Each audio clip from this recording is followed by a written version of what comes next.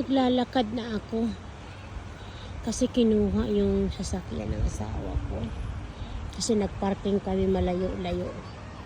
Kaya kukunin na lang niya. Tapos, mag-antay na lang ako dito sa kanya. Ay, kapagod.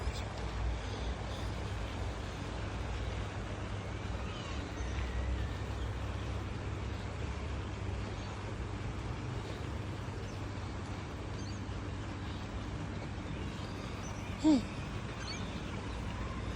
lapit na. Diyan, mag-aantay ako dyan sa asawa ko.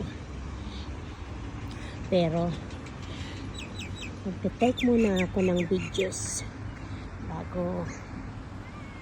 So, yan muli yung restaurant. I mean, hospital na. Yan ang hospital na kapag nakakasakit ako, dyan ako. Yan ang private hospital. Tapos, sa kabila naman, hinando doon. Yung banda doon. Banda doon yan. Yung banda doon na building. Yun naman yung public.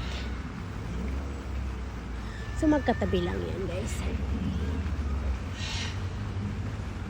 Ano, dumating ng asawa ko. Nandyan na. Naku, sasabihin niya, ang tagal-tagal mo. Dahil bilisan mo na. Hindi balihan eh. Nandyan na ako.